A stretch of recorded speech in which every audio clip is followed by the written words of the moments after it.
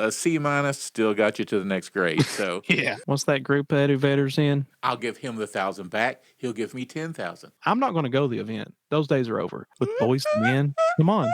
You collect I had a little bit of purple. shoes? Who are you? You guys! Yeah! We did it!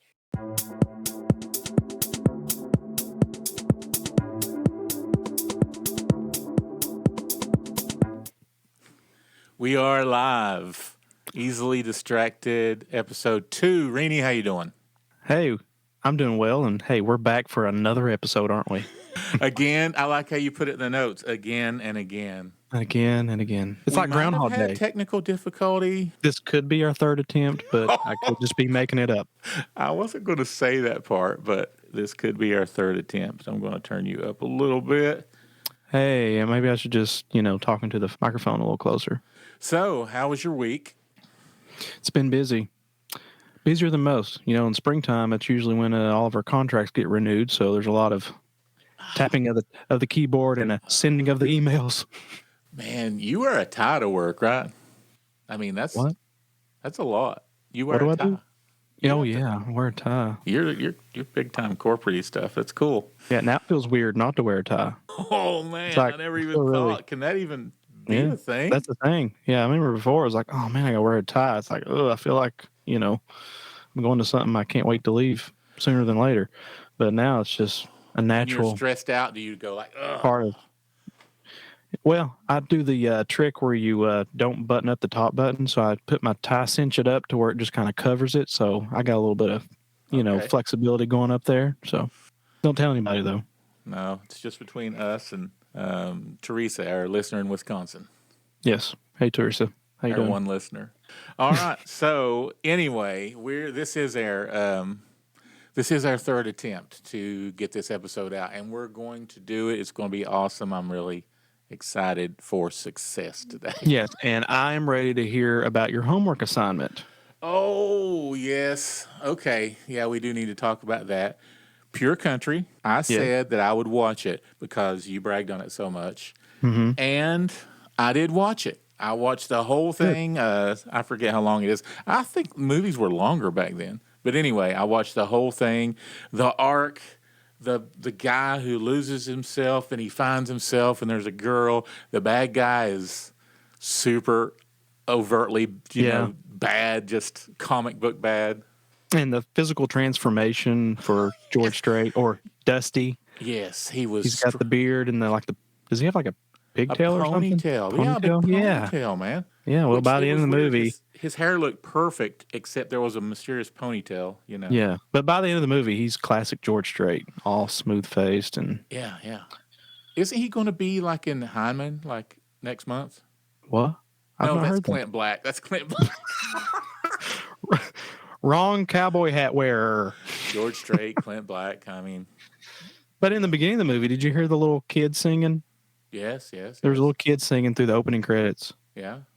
Well, did you know who that is? Well, it was him, but I mean, no, I don't know. It's George Strait's son, Bubba. He's a little kid. He's singing that intro. Oh my God! Hey, that's awesome! Like, hey guys, they want me to make this movie, so probably those other people were. There had to be some cousins involved. I'm sure, but you can tell when you listen. If you go back and listen to it, because I know you will, you can tell the kid singing, and he's kind of almost laughing in his singing because I'm sure his dad, George Strait, is just right there looking at all proud dad. He's singing on my movie. That'd be cool. I mean, I get that. Sure. It was pretty cool though. It was classic. That era. What was it in the early '90s? It was '92. Yeah, classic. Had just the vibe, the music. Kind of had Western music. You know how Westerns had that certain kind of music it had country, but those in between transitional things was. Yeah. Cool. That's the genre. It's Western romance, not Western romance. It's Western, romance movie. That fits perfectly. I watched it, and it makes me wonder how many other country music singers or anybody, musicians have been in movies that I don't know about. There's got to be tons and tons, really. Like, just popping in a movie. Yeah. Like when who was the dude from the Rolling Stones? Keith Richards. He was in one of the pirate movies. Pirates of the Caribbean. Yep. Yeah. See, you have those details, Renny, and I have like just vague big pictures. You know that one guy from Rolling Stones in that pirate movie? Hey, I love my movies. Now, I may be wrong, though. I thought he played Jack Sparrow's dad. Yes. Okay.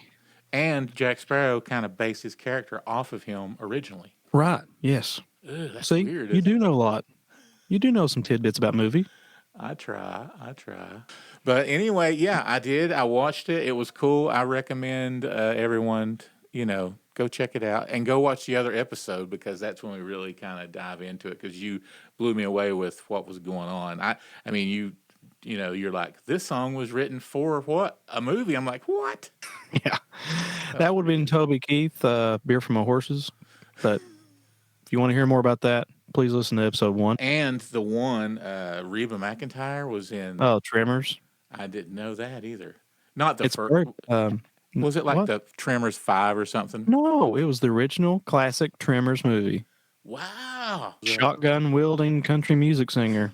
You know, this is just a Reba thing because my wife loves Reba. But she had a TV show that was super popular. Well, she's about to have another TV show on NBC.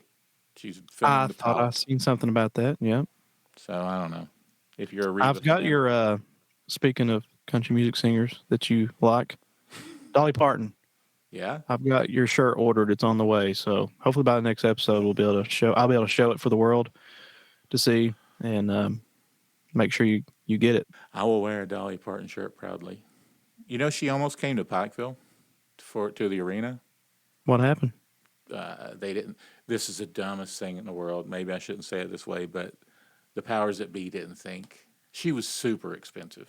The most expensive they'd ever paid for anybody. But they didn't think that it would make money. They didn't think it would sell out. The numbers didn't work.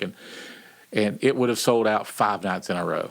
I mean, Well, they didn't present the right idea. It shouldn't have been just a regular concert. It should have been, like the, what was it? The Dixie Stampede or the Stampede. Wait. Have that thing going on in the arena. And then she can be on the stage singing, but you have the stampede going on, the horses, and everybody's bringing in food to the audience. It's been a great time. Oh, I get it, because she owns Dollywood. Okay. Okay, so enough about Dixie Stampede. You kind of threw me for that. It's the Stampede, okay? Oh, it's not, because she bought it. No. She took the Dixie. We don't Dixie. We don't Dixie. Okay. But we stampede. Okay.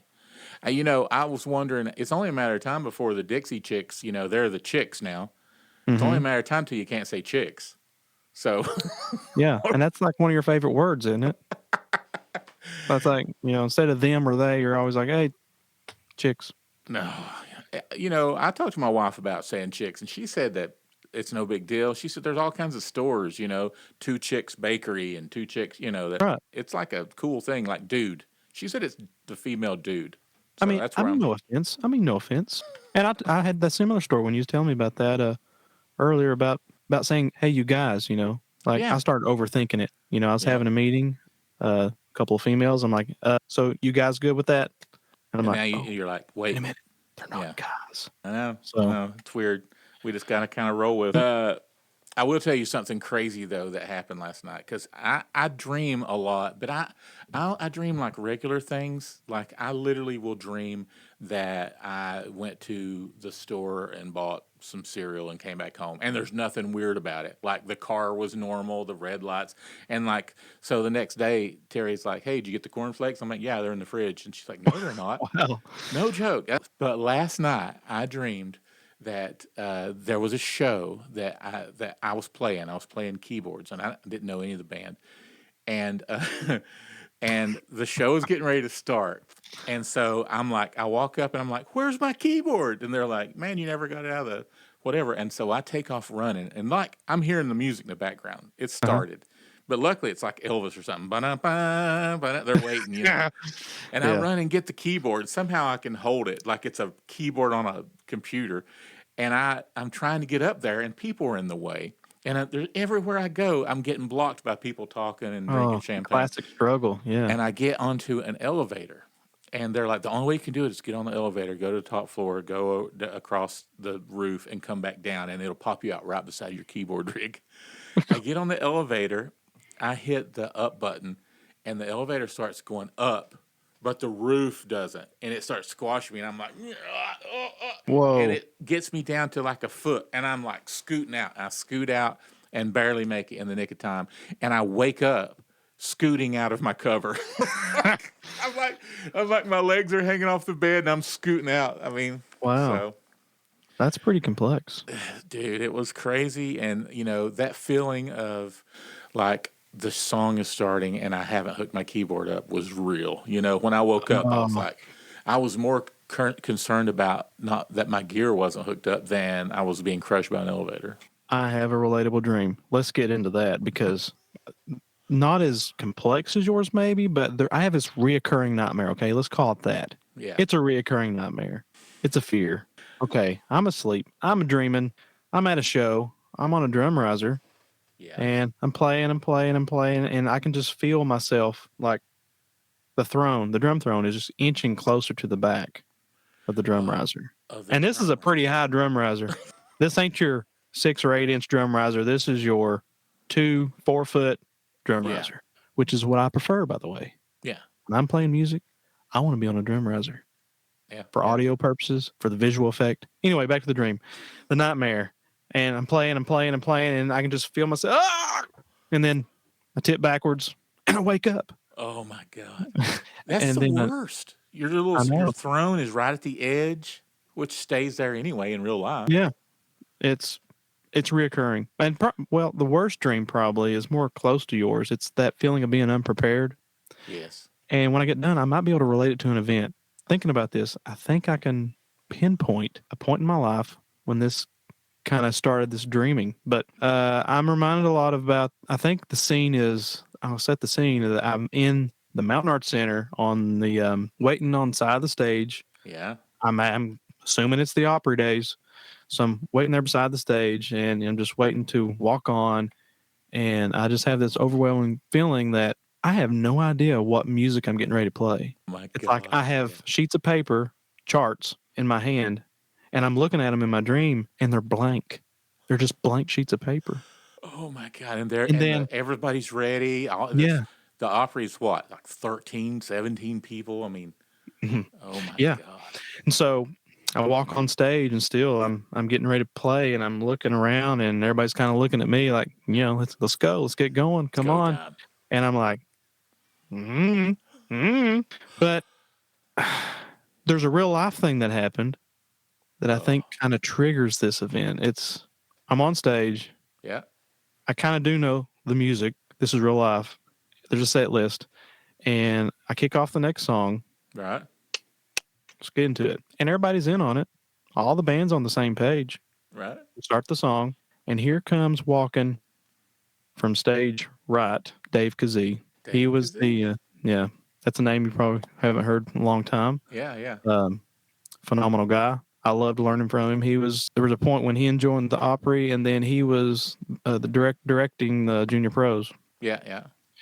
And taps me on the side, and he says, "She's not here." I'm like, "What? She's not here." And I can't remember which singer it was.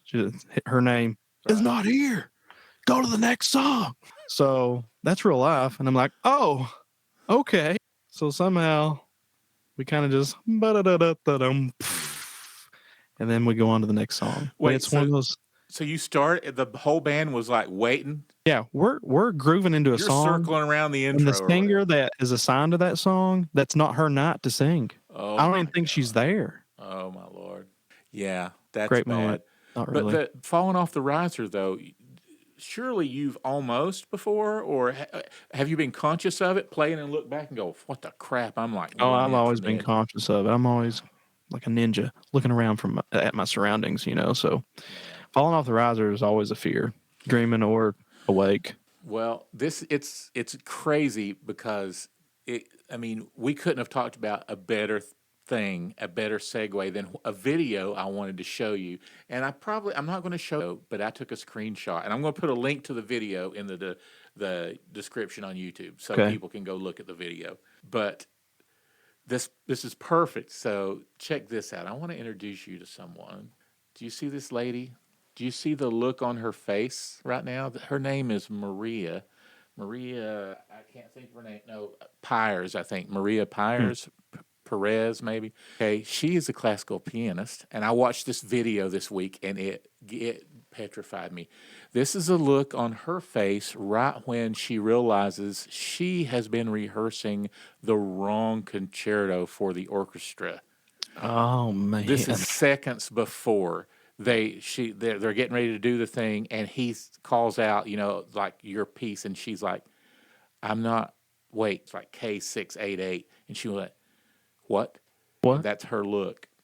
And he said, there's some discussion while he's conducting. He is conducting the daggone thing, and there's thousands of people. And she's like, I practiced the wrong one. And, because nobody can remember all those, so she has to rehearse this big piece. So then. Oh, that's horrible. Here is the look on her face when he says, you have to do it. Pull yourself together or whatever. Wait, she's going to have to sight read this? No, memory. Memory. She has the wrong piece of music up. Uh-huh. And so I didn't play the whole video. So this is something she's played before, the tune that they're wanting to play, the song they're wanting to play. I guess, but can you imagine a big classical piece that's 9 minutes long, note by note by note, and she hasn't rehearsed it ever, or, in forever? That's kind of the nightmare I would have about not knowing the music, and I have to go up there and do it. Dude, the look, I couldn't believe the looks on her face, and so she said she starts trying to remember it, trying to remember what they're even talking about, because it's just a number, K688 instead of 677. I don't know. And she said she just tries to focus, and he says, do it, And so she closes her eyes, and it comes to the thing. The orchestra goes down to the thing, and she starts playing it. And he says she played it flawlessly. But wow. Anyway, definitely 100%. You guys go get in the description, click on the link, and watch the conductor and her talk about it. Because if you're a musician, obviously we haven't been in that predicament, but in our own worlds we have been for sure, just like you just described. And I've definitely been on a piano and a singer come up and say my throat's sore, do this song in A flat instead of A, and that's just a lot, for me and my talent. But anyway, Maria, she survived. But I'll put the video links down in the description, so because you need to go watch, because you can hear like the panic in her voice, and you can hear the what did you do from the conductor, Yeah, good stuff. Anyway, I need to check that out myself. And dreams. I mean, sounds like her situation turned out a lot better than my nightmares and real life stories. So, oh, gosh, that's crazy. I'd love to hear if other musicians dream those kind of things before they go on stage, or just randomly, just the panic of playing. Because we're not alone, Renny. That's good to know. Because misery loves company. Oh man! So just speaking of music, and I know I've talked to too many people about this, but I want to remind everybody, it's just only a few days away. But the Black Crowes, Crowes have a new album coming out on the 15th, and I'm super excited. They haven't had a new album since 2009, I think, of new. So material. when did you first hear about Black Crowes? Did you like, oh, there's a band called Black Crowes, let's check out their music? Or did you hear songs like, who is that? Yeah.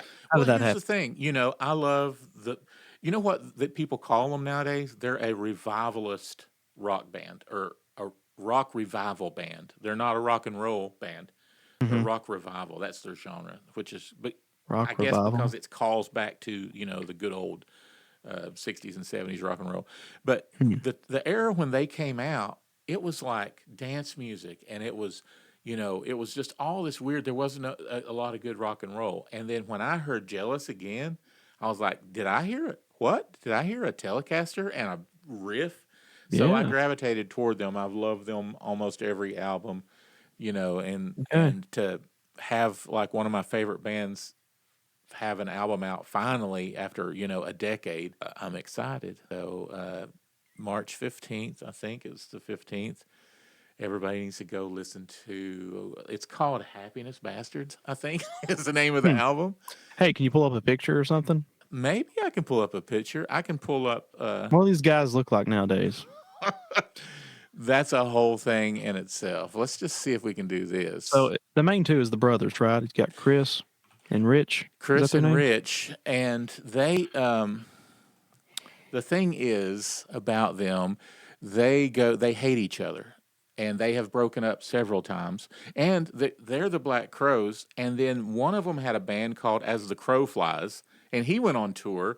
And he did all the Black Crowes songs. Well, the other brother, he put a band together called something else that sounds like Crows, And I went and saw them. The lead singer, Chris, right? He was, that's Chris, right? The lead singer? Yeah. I'm pretty sure he was on a podcast I subscribed to recently. Yeah.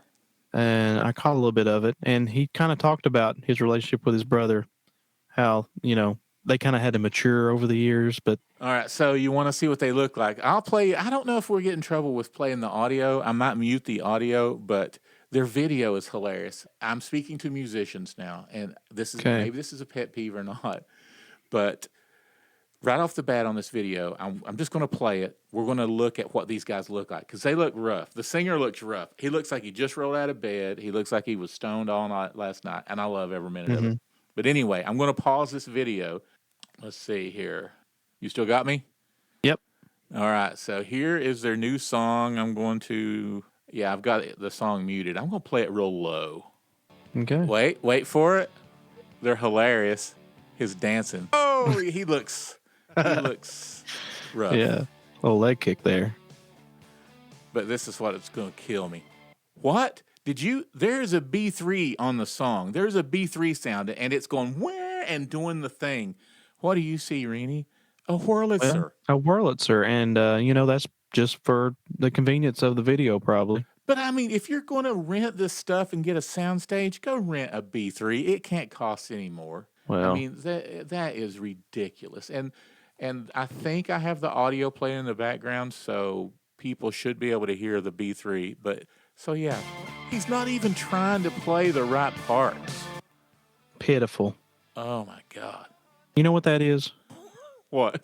That's laziness. It kills me. I mean, I'm fine. Nothing's plugged in. We know it's a video. We know it's, everybody's having fun. Oh, look at that shot right there. Hey. That's what I see and hear. Look how rough he looks, man. Yay. It's, Oh. I mean, that's, but I love it, man. I love that the one guy never smiles. I can hear him breathing. And they totally can't stand each other. But anyway, that single "Wanting and Waiting" is awesome. The 15th, it's going to be good. I haven't been excited for a new album in forever, and I'm excited. I'm excited that you're excited. Thanks, man. I appreciate you going on the ride with me because you know me, when I'm on something, when I get excited, I'm like, ah. Well, to wrap this segment up, I guess I have to say I was in a band and they said, hey, let's learn this song, Hard to Handle. I'm like, okay. And that was pretty much my introduction to Black Crowes. And that's not their song, right? They didn't write that. Now I do. Really? Yeah. That song was written by, oh man, you won't believe it. Wait, I got to find out real fast. It's not Marvin Gaye. What? No, wait. I'm serious. No, definitely not. Otis Redding. Otis Redding. Yes, it's killer too. It's a whole different vibe. That's an Otis Redding song. And also, the Grateful Dead released it as a single. Well, I guess I was never really introduced to Black Crowes then. Till just now. Whoa, that's true, because that wasn't them. So, anyway. Yeah, it wasn't them. Never was. So there you go. March 15th. I'm down. Down with the sickness. But anyway, I hope that rock and roll is making a comeback. I hope that, and we talked. I talked to you all the time about crazy stuff. But Pearl Jam's got a new song out. Black Crowes has a new Pearl Jam's has an album coming out. The Black Crowes has an album coming out, and someone else I just saw that were announcing the Rolling Stones came out with an album last year. That was awesome, by the way. The guy that produced Rolling Stones is the same guy who's producing Eddie Vedder. Oh yeah, well, that's cool. That's big time stuff. What's that group Eddie Vedder's in? Pearl Do you Jam? know? The Pearl Jam. Yes. I was I learned about Pearl Jam. No, I'm being facetious. Okay, Eddie Vedder. I've learned that he is like the most giving, pleasant person in the world. No way. You believe that? No. I heard it. This is like someone who has first-hand knowledge of the guy. Maybe it's just with his celebrity friends. Maybe he's mean to his fans. I don't know. But I have heard from other celebrities that are close to him that he's very giving, and he gets into giving wars. Like somebody does something. If you gift him something, gifting wars. Yeah. Yeah. He'll somebody has gotten him something. Maybe as recognition for him winning an award or for his birthday. I don't know. He'll immediately gift just up you one, up the ante, and gift back tenfold. That's cool.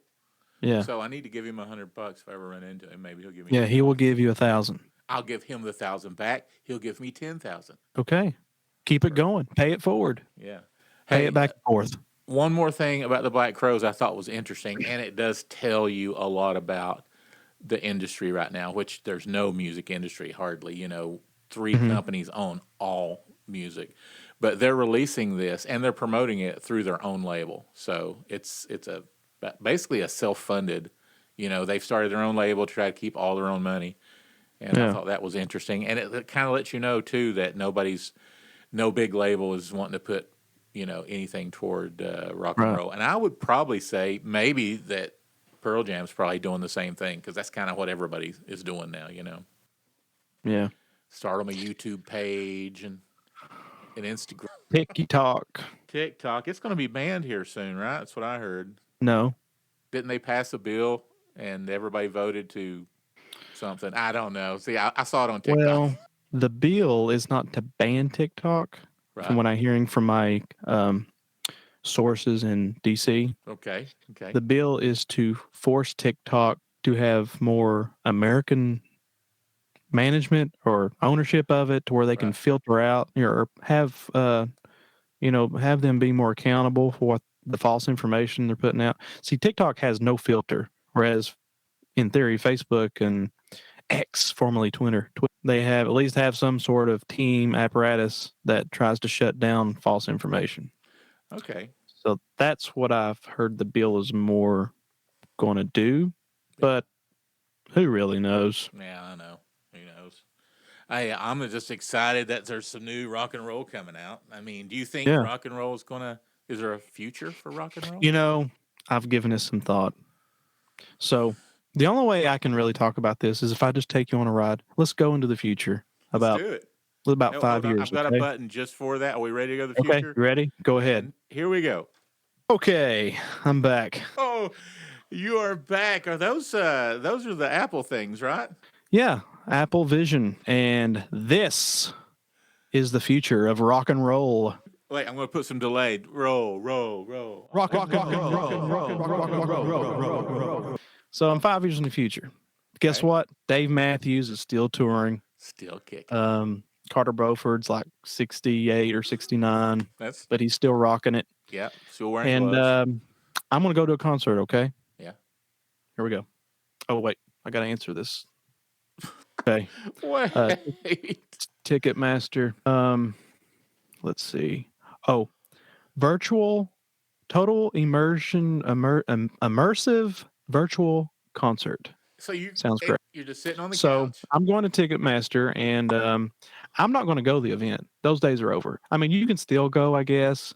There'll be a built-in crowd, but now instead of artists, selling out 20,000 arena in an arena, or 50, 60,000 somewhere. Well, now you can sell out 1.2 million tickets because you've got people there. You got people here. So I'm going to go Ticketmaster, select my virtual option, and boom, I'm on my couch. Hey, I've picked out my vantage point, and guess what? I have the premium package. You know what that means? I can switch my vantage points. I can be over the drums, bird's eye view. I could be side stage. I could be like a little birdie on the sound front of house guy shoulder, just watching the show. Oh my God! You could make it like a game, and you could be on the snare, avoiding the snare hits, the stick coming down. Yeah, it's awesome. Honestly, you really could do this. I mean, virtual concerts. You could just virtually go and not have to drive. Right. And you know what's really scary though? There's a whole other genre now. Post-mortem concerts. Oh my! Guess what? So we 3D model? Yeah, it's all in here, and there's this crowd would definitely be virtual, all virtual, but there's still, it seems like you're in a crowd. You're looking around, you're there, it's immersive, and guess who is getting ready to walk on stage? It can't be Stevie Ray Vaughan. Tupac. Oh, wait, come on. They've kind of already done it. Do you remember that about 10, 15 years ago? They did like this. What mirage image. What do you call it? Hologram. Yeah. Well, the seeds are already there, and guess what? This connects the dots. This brings it all to you. So honestly, are you going to be one of them guys that operates their life in one of them? What do you mean? I'm already there. I'm getting ready to go. I'm literally going to a concert tonight. You want to join? Just add you. There. I sent you the request. The invite. Honestly, I'm serious. This is. I don't think we're more than 5 years off from this is the real deal, and we're probably not more than 5 or 6 years off for the Dead People concert. You're right. Postmodern, Post Malone. Okay. Well, I'm going to come back to reality. Okay. All right. Let me hit the button. That was exhilarating. That was a journey. The future of rock and roll, as seen by Renny Hall. Oh my God! I can't believe you brought up Tupac. Well, it's a hot ticket in virtual land. Nice. Well, it would be cool to be able to pick any year music, any musician. Yeah. Oh man, Stevie Ray. The source materials, any previously recorded live concert, can be developed into a total immersive virtual concert. I'm down. Okay. I would dig that. I'll meet you there. So what do you think was the best, decade, year of music? Oh, here's the thing. I used to hate the 80s. During the 80s, I hated 80s music. And I don't know if I've just grown up always not liking what's popular, I don't know. But during the 80s, I couldn't stand all the new wave, and there was no guitar. There was, but 70s are so good. There's no way I can pick. I love the 60s. I tell you what I don't like is, no, I can't because it's one of your favorites. What? We talk about it all the time. You love that pop duo. That pop, that kind of thing. I can just say I can narrow it down to the specific year. You can narrow down your favorite music, like your favorite, to 1 year of your life? Yeah. You could just stick me in this 1 year and I'll just listen to all the new releases over and over again. What is it? It's probably a playlist I have. I got to know. It's a great year all the way around, not just music, but just pop culture in general, sports. Okay. 1996. 96? Specifically. Best year for music. You got to prove this to now, me because I have I have appreciation for all decades of music. You got to, if you're musicians in some respects. But for me personally, nostalgia makes me feel good. What reminds me of, the good old days for me. Yeah. I just turned 40. And I got to say, 1996 really takes the cake for me. Let's take a look at some of these Billboard Top 100s, okay? All right. Oh, 96. Right off the bat. One, take it or leave it. Macarena, Los del Rio. Anyway, number 2. Yeah, that was Top 100, 96. Number 2 holds a special place in my heart. One Sweet Day. It's the collaboration of Mariah Carey and Boyz II Men. I have no recollection. Oh, I had the single. I rocked that in my Sony Walkman every moment I could. It just, such a good ballad. And the sweet harmonies of Mariah Carey and her range with Boyz II Men. Come on. That's it. You nailed it. Let's look at some others, okay? Oh, Always Be My Baby, my Mariah Carey. Give Me One Reason, Tracy Chapman. Didn't we Give talk me about one Tracy reason. Chapman last episode? Yeah, we talked about that. She's I great now. mean, she's relevant again. She's making money off that fast car again. Alanis Morissette's on there multiple times. Ironic. Keith Sweat, Twisted. Come on. You can't get enough of some of this stuff. Dude, I seriously, I've heard of like two of the songs you Well, mentioned so here's far. a double banger for you. Follow You Down, Till I Hear It From You. Those are two separate songs by the Gin Blossoms. Man, I liked the Gin Blossoms. They were pretty good. They were like in a Well, lot of movies, right? sure. They had a couple of good hits there on the top 100 1996. Goo Goo Dolls are on there. You got Jewel, Matchbox 20. You got the Smashing Pumpkins, Collective Soul. And that is Anyways, like, you know what's weird? Do you know of anybody that covers those songs? I do. Well, that's true. That is true. In the old Dempsey and Hall. Just think about it. 90s is the new classics. People are starving for that. You know, That's crazy. the middle-aged folks now going out, wanting to have a good time or wanting to hear that 90s 2000 pop rocks, man. That's true. And you Everybody can still at the senior cover. homes wanting to hear the classic 70s now. You can people who want to hear the classic 70s are like in their 70s at this point. I mean, Yeah, that's true. the 90s are still coverable. You know what I mean? They're still like chords and coherent. So, like, can you imagine people trying to cover new music, the new top 10 on the Billboard, the TikTok songs? You just need a DJ and a singer, I guess. That's pretty But here's really what locks in 96 for me, okay? All right. This right here. Wait, is that? Oh, I saw it. Can you see it? Yeah, Jordans. Dude, you're rocking shiny Jordans, man. Wait, do you wear those? This is the best sneaker of all time. So when we post this podcast, we're going to have to hashtag sneakerheads because there's a whole market for sneaker lovers and podcast listening. So the GOAT, no argument, Michael Jordan. No, I agree with that. Besides basketball, he had the fashion. Now, this represents the comeback. In 96, Jordan had retired briefly after the 93-94 season. And he come back. What was, hey, let me ask you something. What's Jordan's jersey number? That's got to be common knowledge for you, right? 3. That's one of the numbers. What's the first one? That's the second number. Okay. What's the first? 13. 33? Plus 10. No, from 13. There you go. 23 is synonymous with Michael Jordan, okay? Okay. Why does that say 45? Is that backwards on the TV? No, it ain't. It's not. Why does it say 45? Why does it say 45? Wait, well, are you asking? Why? I don't know. Am I? After the first retirement, they retired. I mean, yeah, he got his jersey retired. And he went and played baseball. Actually, I'm not sure if they retired his jersey, but when 45 was a number he used to use when he was younger playing baseball. So 45 was a special number too.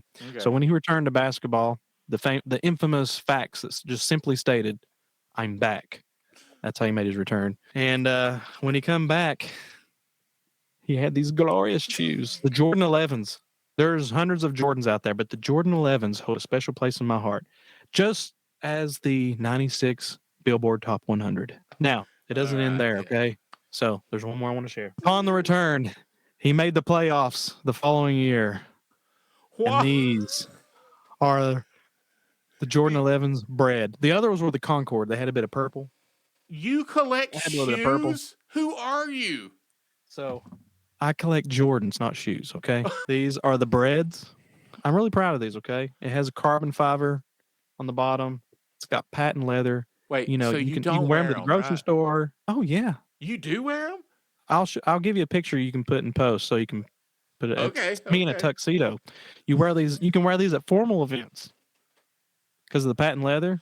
It's a thing in the community. You can wear these to formal events. You can wear them to the grocery store. You can wear them playing music. Oh my! I kind of reserve them for special occasions of formal attire and occasional playing of the music. So if you have those on, you're somewhere and it starts pouring the rain, and you have to go to your car, what do you do? Well, if I'm on concrete, I'm really not worried about it because the rain just repels off this patent leather and rubber sole. Dude, I would love to see you sitting in your chair, just cleaning those shoes up after a long gig. Wow, anyway, man, I don't even know. I love these shoes. I love the music. 96. Man, I cannot believe that you have that you. I mean, it's a thing. I've never even thought about shoes. When I was a kid, there was Reeboks that you pump up in the back. You remember those? Oh yeah, I had some of those. Yeah, that's the last shoe I had that I cared about. That's pretty good, Reno. I don't even know what to say. Bringing in Jordans at one pair, I was like, "This is crazy." 2 pairs. That's just my 2 favorite. I've got more in the closet. I don't know what to say. Specifically that style, Jordan 11s. I have an all gray low top. I don't even own tennis shoes or whatever people call them, sneakers. You just have flip flops? I just have. I've got some Hey Dudes and some flip flops. Hey Dudes, yeah. I've got some trivia for you. Cue up the music. Cue the music. Cue the music. It's time for another round of trivia with Tony. Only I'm the one that answers the question, and Tony. I'm the what? Let's start over. Cue up the music. Cue the music. It's time for another round of trivia with Tony, where I ask the question, and Tony has the answer. And based on my preference, based on how hard I think it is, I'll give you some multiple choice. But you should be able to answer these pretty easily. It's because I only do trivia on movies that are commonly known, that are easily quotable. They're commonly quotable movies. Okay, so movies. The common man knows these movies. Movie trivia. I've got this. Okay, so Tony, have you watched the movie Goonies? I watched Goonies about 5 years ago. I hadn't seen it until about 5 years ago. So, you just watched the Goonies for the first time about 5 years ago. Yes.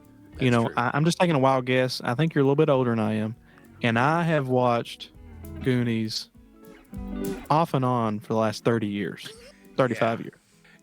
It's one of those movies that just slipped by me, and everyone was like, "You gotta watch it." And they kept saying things about it, and I didn't know the references. Well, I think you possess some wisdom. You possess some secondhand knowledge, and you did watch it once. So let's see how good you do. I got 10 questions. Okay, you ready? Here's number 1. Let's do it. What is the name of the pirate whose treasure the Goonies are searching for? No idea. Is it Blackbeard, Captain Hook, One-Eyed Willie, or Long John Silver? One-eyed Willie. There you go. Yeah. You got it. I wouldn't have known it. The multiple choice is going to save me. So I'm one right now, 1-0. Well, I'm good like that. I'll give you an opportunity, to get these right. So number 2 is, who plays the lead character in the movie? Who's that actor? He was also in multiple choice. I'm gonna give you time to think about it, and then I kind of get into multiple choice. Who's the lead character? Who's the lead character? Isn't it an ensemble piece? Yeah, but there's a lead character, Mikey.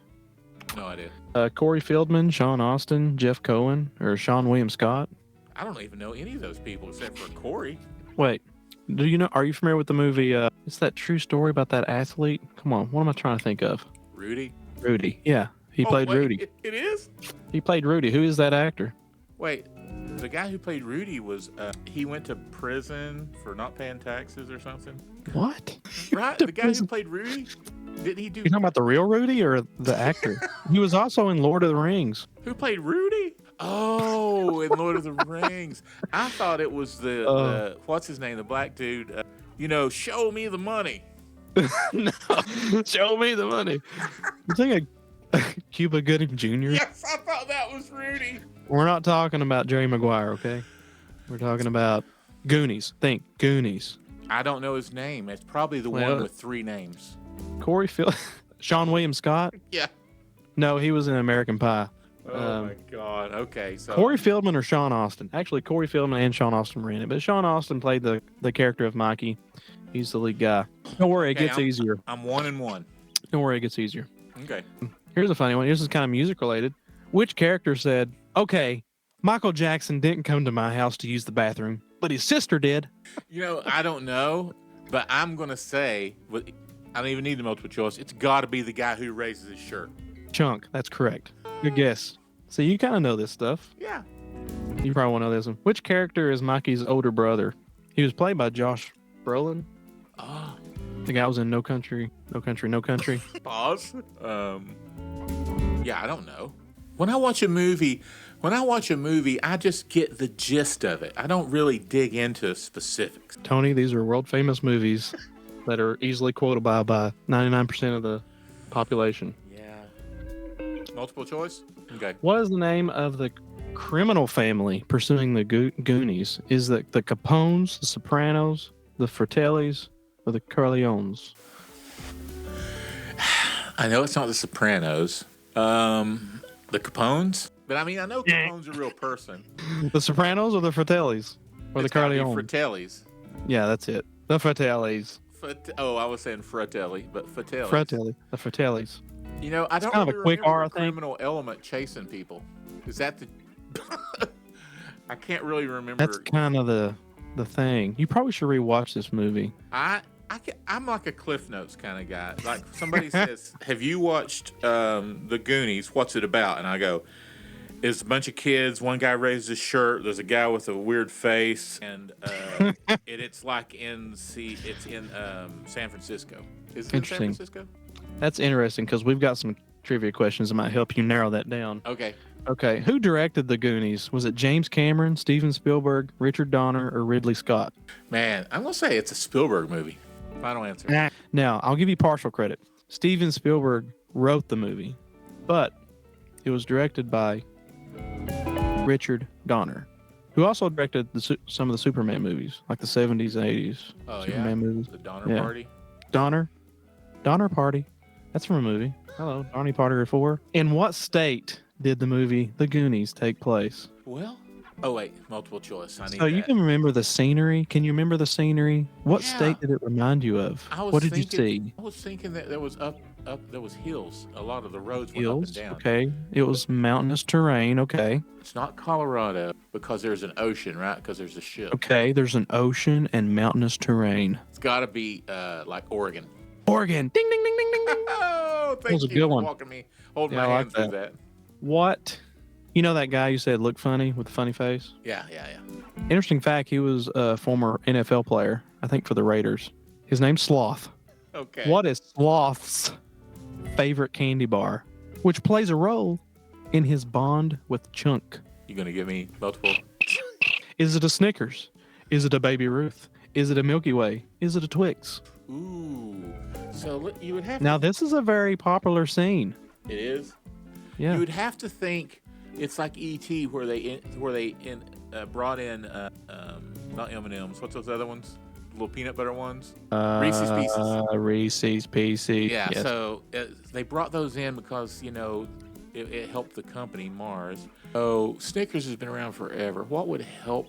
But then again, maybe it's not. I feel like I want to say Twix because I don't know how long Twix has been out, but I'm going to go with Baby Ruth. Yeah. Pretty good. All right. One final question. All right. And again, it's about Sloth. And if you don't know this, you need to rewatch the movie tonight. Okay? Well, can't confirm I know. or deny. Well, this weekend? Okay.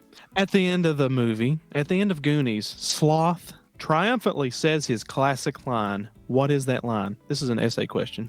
Here's the thing. I will know it as soon as you tell me. Right. As soon as you list it in the multiple choice. Okay.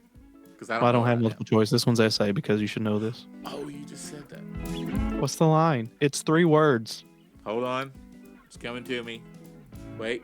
Who is it? Sloth? You guys! Yeah! We did it!